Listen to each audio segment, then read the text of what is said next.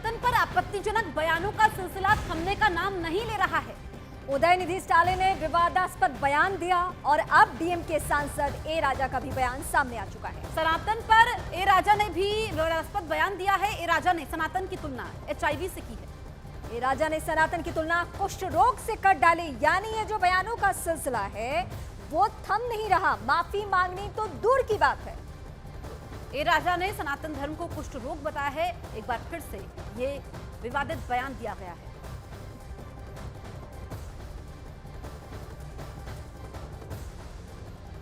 वहीं केंद्रीय मंत्री ज्योतिरादित्य सिंधिया ने INDIA गठबंधन पर सनातन धर्म का अपमान करने का आरोप लगाया है। उन्होंने कहा कि देश को विनाश के पथ पर ले जाना, सनातन धर्म को नष्ट करना, तुष्टीकरण और भ्रष्टाचार व्यापक करना ही INDIA गठबंधन का असली चेहरा है। और जितनी भी हम निंदा करें वो कम होगा। उनका कहना है कि सनातन धर्म का विनाश होना चाहिए, सनातन धर्म पूर्ण रूप से नष्ट हो जाना चाहिए। यही है इंडिया गठबंधन का असली चेहरा, जो मध्य प्रदेश की जनता और देश की जनता के समक्ष मैं रखना चाहता हूं। ये एक गुट 28 दलों की देश को विनाश के पथ पे ले जाने के लिए, सनातन धर्म को नष्ट करने के लिए, भ्रष्टाचार व्यापक करने के लिए, तुष्टीकरण व्यापक करने के लिए, यही इनका असली चेहरा है। सनातन पर जारी सियासी महाभारत के बीच एक के बाद एक विवादास्पद बयान सामने आ रहे हैं। इसी बीच आरजेडी नेता जगदानंद सिंह का भी बयान सामने आया है। उन्होंने कहा कि देश को फिर से गुलाम बनाने की साजिश रची जा रही है। पूछो लोगों से कि भारत गुलाम किसके समय में हुआ, किनके समय में भारत गुलाम हुआ? क्या गरीबों का उस समय कोई पूछने, गरीबों को पूछने वाला था? अब टीका लगा के घूमने वाले ने भारत को गुलाम बनवाया था। और फिर कैसे भारत गुलाम हो जाए, रास्ते पर ले जाने का प्रयास कर रहा है निर्माण। राजस्थान बीजेपी के अध्यक्ष CP जोशी ने कहा कि सनातन धर्म का डंका पूरी दुनिया में बज रहा है और इसे कोई खत्म नहीं कर सकता। सनातन धर्म को मिटाने वाले मिट जाएंगे। अकबर भी, औरंगजेब भी, गजनवी भी, अलाउद्दीन खिलजी, ऐसे कई आए और चले गए, लेकिन यहाँ के लोगों ने, यहाँ की जनता ने, यहाँ के वीरों और शूरवीरों ने सनातन धर्म को कभी खत्म नहीं होने दिया और यही हमारा आधार है। आज सनातन धर्म तो पूरी दुनिया में डंका बजा रहा है। आप क्यों सनातन के पीछे पड़े हो? सनातन को कोई न तो खत्म कर पाया है, न वो जीवन में कभी कर पाएगा। तमिलनाडु के मुख्यमंत्री के बेटे उदयनिधि स्टालिन के बयान पर समाजवादी पार्टी के सांसद ST हसन ने पलटवार किया है। उन्होंने उदयनिधि स्टालिन को किसी भी धर्म के बारे में टिप्पणी न करने की नसीहत दी है। तो ST हसन ने उदयनिधि स्टालिन को सलाह दी है और ये कहा कि किसी भी धर्म के बारे में टिप्पणी ना करें, क्योंकि उदयनिधि स्टालिन जो कि तमिलनाडु के मुख्यमंत्री MK स्टालिन के बेटे हैं, अपने बयान पर कायम है। उन्होंने कहा कि वो माफी नहीं मांगेंगे।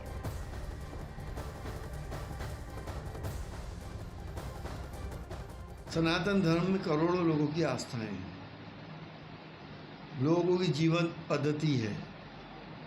हम समझते हैं कि किसी भी धर्म के बारे में टिप्पणी नहीं करनी चाहिए, लोगों की दिल आज़ारी नहीं होनी चाहिए। अपने अपने धर्मों को सब लोग पालन करते हैं और सारे धर्मों ने इंसानियत का सबक सिखाया है। तो हम तो यही समझते हैं कि ये गलत है, ऐसा हमारे देश में नहीं होना चाहिए। वहीं केंद्रीय मंत्री प्रहलाद पटेल ने कहा कि देश में संविधान और सनातन दोनों को कमजोर करने की कोशिश की जा रही है और जो लोग ऐसा कर रहे हैं उन्हें सजा मिलनी चाहिए। मुगल आकर चले गए, उन्हें दमन के साथ भी वो सनातन को नष्ट नहीं कर सके। अंग्रेज मानते थे, मैकाले की रिपोर्ट इस बात का गवाह है कि हमारी सांस्कृतिक विरासतें जब तक कम नहीं तोड़ेंगे नहीं, तब तक उनको गुलाम बनाकर नहीं रखा जा सकता। वो भी चले गए और आज जो लोग बोल रहे हैं, मैं उनसे कहता हूं कि मैं इस पर चर्चा करना नहीं चाहता। वो संवैधानिक पदों पर बैठे हुए लोग हैं, वो तमिलनाडु सरकार के मंत्री हैं, उनके पिता चीफ मिनिस्टर हैं। क्या भारत के संविधान में किसी भी पूजा पद्धति को नष्ट करने का अधिकार किसी ने दिया है? और इसलिए मुझे लगता है कि वो संविधान को चुनौती देने की गलती कर रहे हैं, अपराध कर रहे हैं। ऐसे लोगों को सजा भी मिलनी चाहिए और इन्हें सबक भी मिलना चाहिए। बीजेपी सांसद ब्रजभूषण शरण सिंह ने उदयनिधि स्टालिन के बयान की कड़ी निंदा की है। उन्होंने कहा कि हिंदू धर्म का अपमान करना कुछ लोगों का फैशन बन चुका है और बहुत दिनों से, और इंडिया शब्द की उत्पत्ति अंग्रेजों के आने के बाद हुई है। इस देश का नाम भारत था, भारत रहेगा, हमेशा रहा है।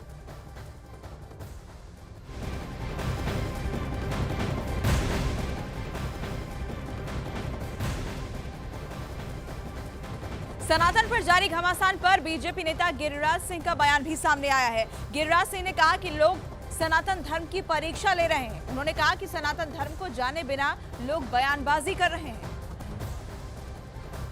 तो सनातन पर गिरिराज सिंह का बयान भी सामने आया। उन्होंने कहा कि लोग सनातन की परीक्षा ले रहे हैं, सनातन की यहां पर परीक्षा ले जा रही है, बिना कुछ जाने ही लोग इसे लेकर बयानबाजी कर रहे हैं।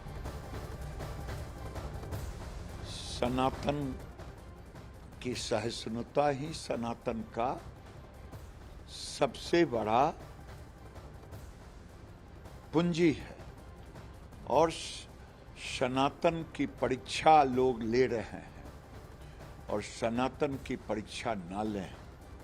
सनातन धर्म को जाने बगैर सनातन में राम भी पैदा हुए, परशुराम भी पैदा हुए।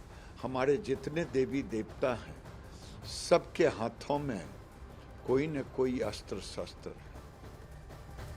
सनातन पर दिए गए विवादित बयान के बाद उदयनिधि स्टालिन के खिलाफ संतों में आक्रोश है। अयोध्या छावनी की तपस्वी जगत गुरु रामचंद्र परमहंस दास ने उदयनिधि स्टालिन के बयान पर कड़ी प्रतिक्रिया दी है।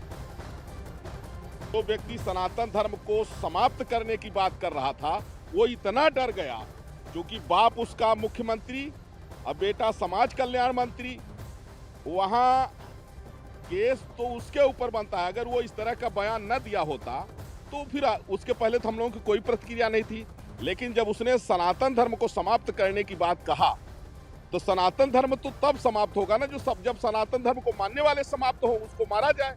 तो सनातन धर्म को मानने वाले 80% भारत में हैं, लगभग 120 करोड़ हैं।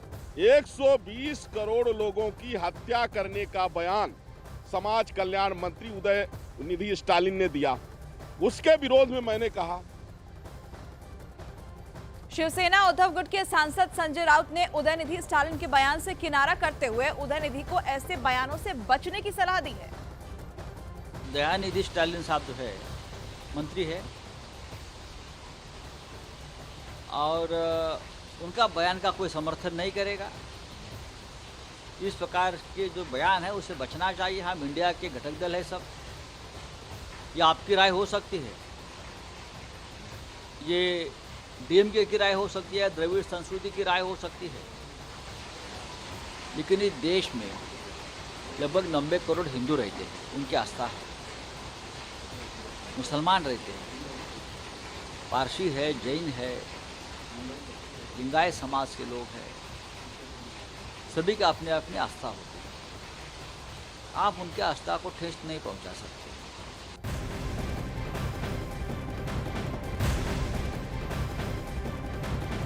ए राजा के खिलाफ सुप्रीम कोर्ट के वकील ने दिल्ली पुलिस में शिकायत भी दर्ज करा दी है। वकील ए राजा पर सनातन धर्म का अपमान करने का आरोप लगाया गया है। तो यहाँ पर ए राजा के खिलाफ शिकायत दर्ज करवाई गई है। दिल्ली पुलिस से ये शिकायत की गई है और यहाँ पर ए राजा पर आरोप है कि सनातन धर्म का अपमान किया है इन्होंने। भारत होना यानी भारत के स्वभाव को स्वीकार करना। It is Bharat. It is there in the constitution.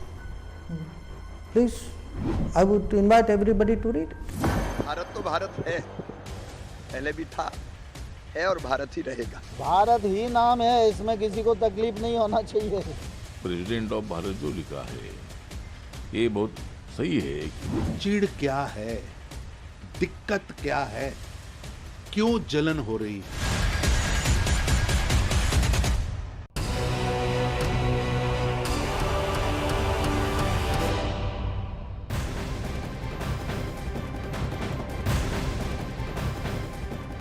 राष्ट्रीय स्वयंसेवक संघ के सरसंघचालक मोहन भागवत ने एक बार फिर से अखंड भारत की बात की है। उन्होंने कहा कि जो देश भारत से अलग हो चुके, उन्हें लगता है कि उनसे गलती हो गई है और अलग हुए देश फिर भारत से जुड़ना चाहते हैं। तो मोहन भागवत ने अखंड भारत पर बयान दिया है। उन्होंने एक बार फिर से अखंड भारत की बात की है। उन्होंने कहा कि जो देश भारत से अलग हो गए हैं, उन्हें लगता है कि उनसे गलती हुई है और अलग हुए देश फिर से भारत से जुड़ना चाहते हैं।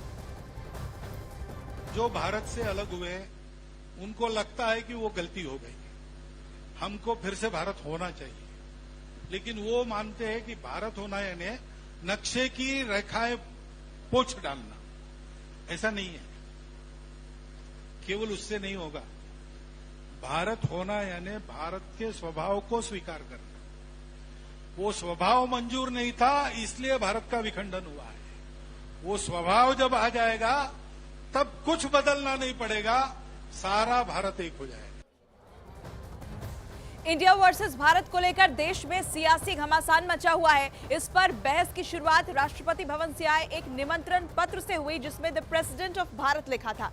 वहीं प्रधानमंत्री के इंडोनेशिया दौरे के प्रेस नोट में the prime minister of Bharat लिखा होने से इस मामले ने और तूल पकड़ा और अब इस मुद्दे पर देश में एक नई बहस छिड़ चुकी है।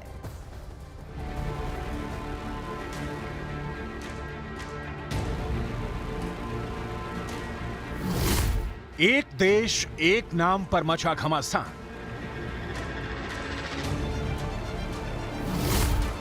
भारत नाम से विपक्ष हो रहा परेशान। इंडिया की जगह भारत लिखने पर उठाए सवाल। एक तरफ देश में G20 का मंच सजा है, वहीं देश के नाम को लेकर इन दिनों सियासी घमासान मचा हुआ है। पहले G20 के डिनर आमंत्रण पर द प्रेसिडेंट ऑफ भारत लिखा जाना और फिर प्रधानमंत्री के इंडोनेशिया दौरे के नोट पर